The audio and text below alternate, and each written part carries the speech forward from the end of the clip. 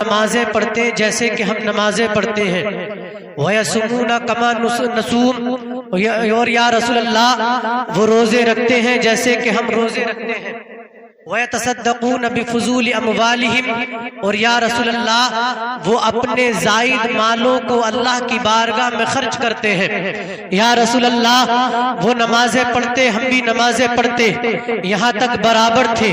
وہ روزے رکھتے ہم بھی روزے رکھتے یہاں تک برابر تھے لیکن یا رسول اللہ جو پیسے والے لوگ ہیں وہ اپنے مالوں کو اللہ کی بارگاہ میں خرچ کرتے ہیں اس لحاظ سے وہ آگے بڑھ گئے ہیں صحابہ کرام نبی کی بارگاہ میں عرض گزار ہو رہے ہیں یا رسول اللہ ذهب اہل الدثور بالأجور یا رسول اللہ مالدار لوگ آگے بڑھ گئے ہیں اب سنو کس کی بارگاہ میں مانگنے کے لیے آئے ہیں اس نبی آخر الزمان خاتم پیغمبرہ کی بارگاہ میں مانگنے کے لیے آئے ہیں کہ جس کی بارگاہ میں جھولی پھیلائی جاتی ہے تو کبھی کسی کو خالی ہاتھ نہیں لوٹایا جاتا جس کی شان یہ ہے کہ اگر اس سے تھوڑا مانگا جائے تو وہ اتنا دے دیتا ہے کہ کبھی کسی کے آگے جھولی پھیلانے کی ضرورت نہیں پڑتی بلکہ بریلی کا امام تو یہ بولا میرے کریم سے اگر قطرہ کسی نے مانگا دریا بہا دیے ہیں دربے بہا دیے ہیں میرے عزیز سنو نبی کی بارگاہ میں مانگنے کے لیے آئے ہیں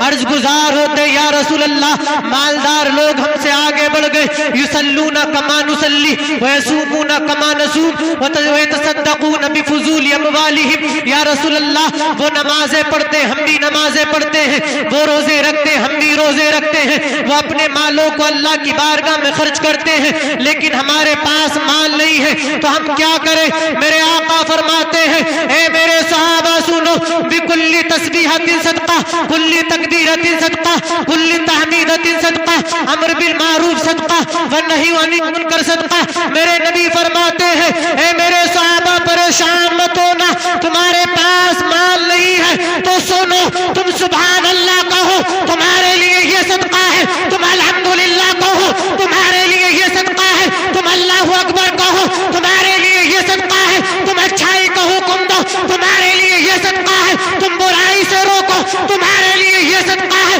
اے میرے صحابہ تم کسی نابینا کو راستہ پار کرا دو تمہارے لیے یہ صدقہ ہے تم کسی نہ سننے والے کو بات سمجھا دو تمہارے لیے صدقہ ہے اے میرے صحابہ پریشان مت ہونا تم مال خرچ کرے تم اپنی زبان خرچ کر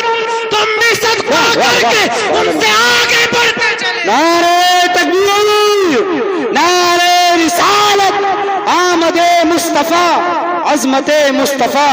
نعرہ تکبیر نعرہ رسالت سبحان اللہ سبحان اللہ تو حضرات یہ تو تمہیں چارج کرنا تھا تھوڑا ورنہ موضوع میرا یہ نہیں ہے میں نے خطبہ مسنونہ کے بعد جس آیت کریمہ کی تلاوت کرنے کا شرف حاصل کیا اس کے متعلق چند منٹ گفتگو کروں گا انشاءاللہ اس کے بعد آپ کو بہت حضرات کو سماعت کرنا ہے ہم یہاں پر نبی آخر الزمان خاتم پیغمبرہ کا تذکرہ کرنے کے لیے جمع ہوئے ہیں اس نبی کا تذکرہ کرنے کے لیے جمع ہوئے جس کی شان یہ ہے کہ بچپن کے عالم میں پالنے میں لیٹ کر کے آسمان کے چاند کی طرف اشارہ کرے تو آسمان کے چاند کو انگلی کے اشارے پر نچا سبحان اللہ سبحان اللہ اس نبی کا تذکرہ کرنے کے لیے جمع ہوئے ہیں جس نبی کی شان یہ ہے کہ مولا علی کے لیے میرا نبی آسمان کے ڈوبے ہوئے سورج کو واپس لوٹا دے سبحان اللہ اس نبی کا تذکرہ کرنے کے لیے جمع ہوئے ہیں جس کے آنے سے کائنات میں بہاریں آ گئیں اس نبی کا تذکرہ کرنے کے لیے جمع ہوئے ہیں جس کے لیے اللہ نے کائنات کو اللہ نے اگر اس کے نصیب میں ترقی رکھی ہے نا اس کو کوئی نہیں روک سکتا وَتُعِزُّ مَن تَشَاءُ وَتُذِلُّ مَن تَشَاءُ ساری دنیا اس کو نیچا کرنے کی کوشش کرے اللہ نے عروج لکھا ہے اس کو عروج مل کر رہے گا تم جلتے رہو گے وہ بڑھتا رہے گا اللہ نے اگر اس کے نصیب میں ترقی رکھی ہے نا اس کو کوئی نہیں روک سکتا وَتُعِزُّ مَن تَشَاءُ وَتُذِلُّ مَن تَشَاءُ ساری دنیا اس کو نیچا کرنے کی کوشش کرے اللہ نے عروج لکھا ہے اس کو عروج مل کر رہے گا تم جلتے رہو گے وہ بڑھتا رہے گا اللہ نے اگر اس کے نصیب